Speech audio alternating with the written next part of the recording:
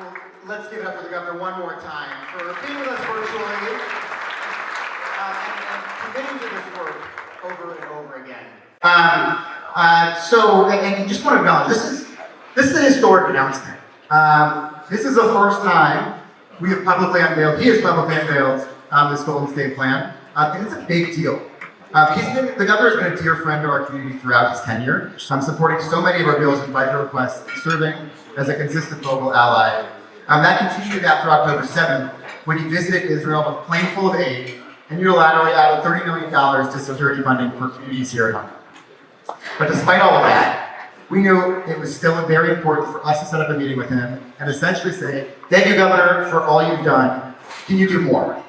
And we had this meeting with him, and in early November, when we asked him to create this Golden State Plan to counter anti-Semitism, and he immediately said yes. So I'm here with Dave Sapp, the governor's legal affairs secretary. Dave has been with the governor since 2019. He previously served as the legal counsel for the State Board of Education and the ACLU, clerked for 2 judges, including one on the 9th Circuit. Dave was in our November meeting with the governor and became one of the chief architects of the plan alongside his colleague Jason Elliott. So I got to work closely with him through this plan development process, and I'm grateful that he's joining us today to dive a little deeper into the plan. So please welcome Dave Sapp to the stage. So we just heard from the governor a higher-chain commitment to this work, but the plan is actually quite detailed. It's a lot of pages with a lot of different details. So we'll go into it in a second, but why don't we start here? Can you take us through how this plan came together?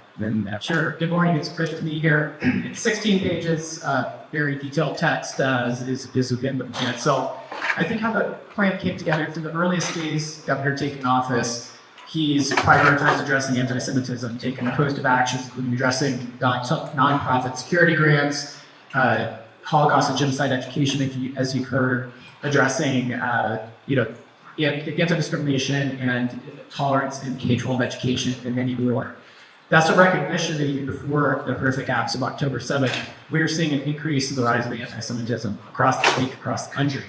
And in large part, that traces back to changes that we saw in the 2010s, the rise of social media and the sort of platform that gave to hate, of people be able to raise it, as well as public figures that were going out and saying things and legitimizing it, including the former president saying that there were very nice people on both sides of an incident that occurred in Charlottesville in 2017. So it was responding to that climate that recognized we need to take these actions. Then in the aftermath of October 7th, recognized that there was more that needed to be done and that the state can and should do to respond to the situation. So part of that was accepting the meeting request from the statewide coalition. The JPAC pulls together. Yeah, the governor, he didn't just say yes, he said, love it, yes. Yeah, that's what really launched us into the development and creation of this plan, which included a series of follow-up meetings, both with the Jewish caucus and the JPAC coalition, hearing ideas of what additional actions would really be meaningful and make a difference. But the thing that I really loved about the opportunity myself was it's a place to pull together the robust set of actions that the governor has championed and taken since taking office, and bring it together in one place to show that we do actually have a robust, comprehensive plan.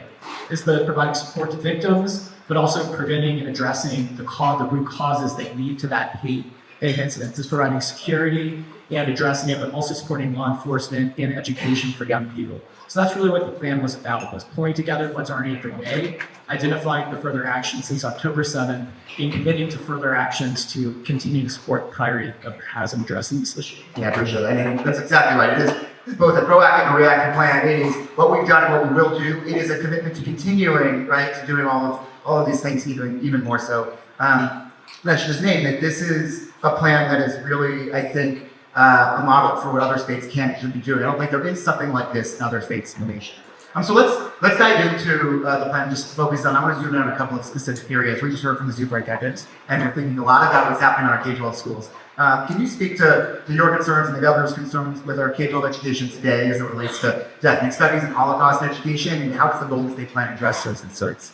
Sure. So the Golden State Plan has it's organized into a couple of buckets. Across those, there are a number of actions that are highlighted here. They're specific to K-12. It's a 16-page plan. I won't go into all of them. But I think most significantly, early in the governor's administration, committed $20 million to addressing anti-bias education in K-12. And I think as you heard Dr. Frieden alluding to with the ethnic studies curriculum, which I was at the state board when it first came through, is very intimately familiar with the challenges there with the development of that curriculum.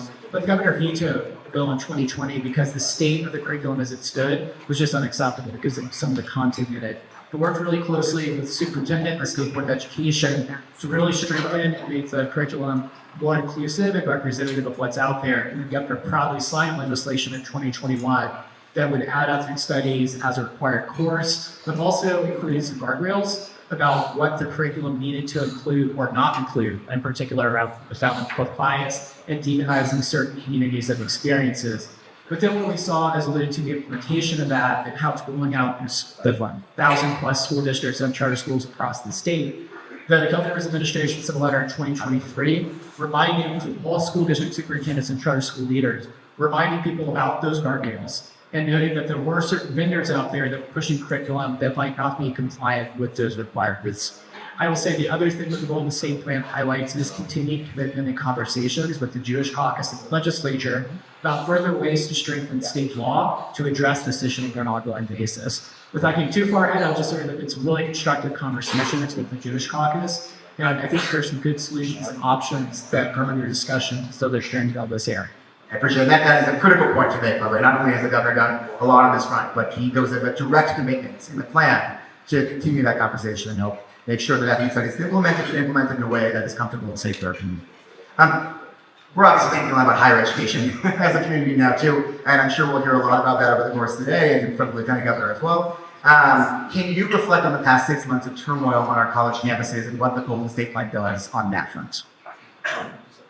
Yes, I have reflected a lot on that turmoil as well. I think, what the Golden State Plan reflects is that one of the first actions the governor took after October 2nd was convening the leadership of all three higher public education segments in the state and reinforced to them the expectation that they would enforce their existing policies to keep students safe and make them feel them on the books. What the Golden State Plan does, as we've seen, there is some challenges in that regard, and that's, I think, an understatement, is calling on the university campuses to strengthen their existing policies and evenly enforce those policies to prevent things from escalating right now.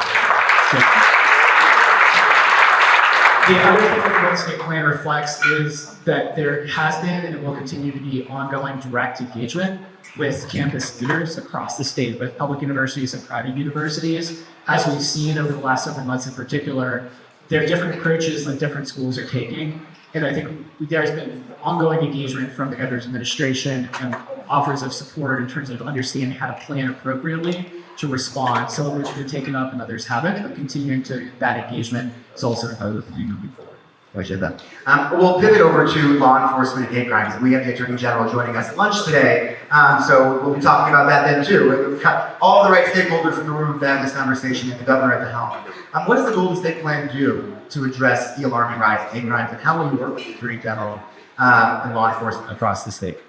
So I won't steal the Attorney General's thunder, so I'll just briefly touch on. We've been in very close communication. I speak weekly with my counterpart in the Attorney General's office about efforts that they're taking, also efforts by the Civil Rights Department and just within the governor's administration to do trainings and respond to complaints that they receive of acts of hate crime and otherwise. So I think there's a lot of work that's been underway there, detailed in depth in the Golden State Plan. This highlights that ongoing commitment.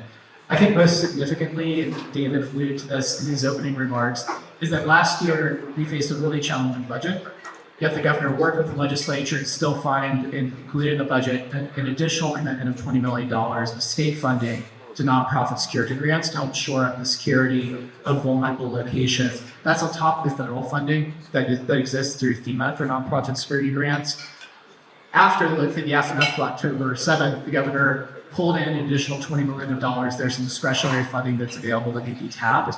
$20 million to augment the nonprofit security grants, plus $10 million to cover overtime for law enforcement to provide on-site security at request of institutions that were receiving threats. So that's detailed in the Golden State Plan, but what the Golden State Plan also includes is reinforcing the importance of Congress to step up.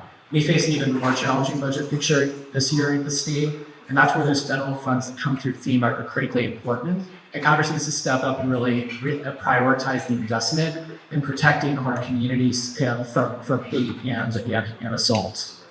I think the other piece that I'll just highlight briefly is the governor also convened a commission on the state of hate, which is doing a number of activities, but most significantly from my perspective, commissioning a study of what's happening online, which has really just become a toxic place that allows essentially radicalization of individuals who are disgruntled and maybe trapped into rhetoric, that it really just better understanding of what's going on and what we can do to address it potentially. The report that they're working on is expected to be completed by the end of this year to enforce additional recommendations. I appreciate that. And I don't want to echo your point that there's a lot more detail in the plan about that as well, and we'll hear more from the Attorney General, and there will be more that folks can read on their own.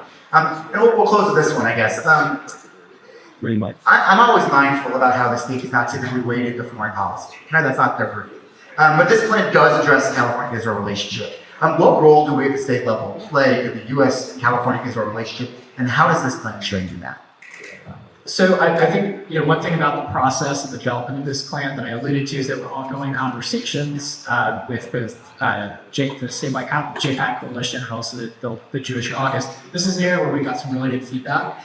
I will say that I myself was surprised at the robustness of the relationship between California at the subnational level with Israel in terms of MOUs that touch on things as diverse as clean water, clean energy, public health, among others.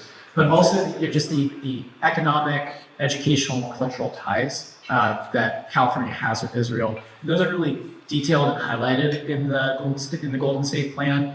But on top of that, I think the governor was on his way to China and made a stop in Israel after the announcement for October 7th. But that just shows and reinforces the commitment that the governor and the state as a whole, which he represents, have to Israel and keeping those ties very close. So it really just highlights the commitment. One thing also that is clean in the plan is the state has invested millions of dollars in services for survivors of the Holocaust here in California. That again just reinforces the cultural ties and support that we have for the community explicitly. I appreciate that. So you can tell there's a lot in this plan. It's a robust plan, and I want to encourage everyone to continue to read it, to continue to share it, and see if we can use this as a model for other states across the country. And know that we'll continue working with Dave and the governor and the governor's office to make sure that all of this is implemented in a robust way. This is just a critical document for our community at this moment. So I want to thank you for all of your work on this, for being here with us today. I want to thank the governor for joining us virtually. I know he is out of the country, but he wanted to be part of this, so we're grateful that you were able to make it work that way. So please give it up for both Dave and the governor.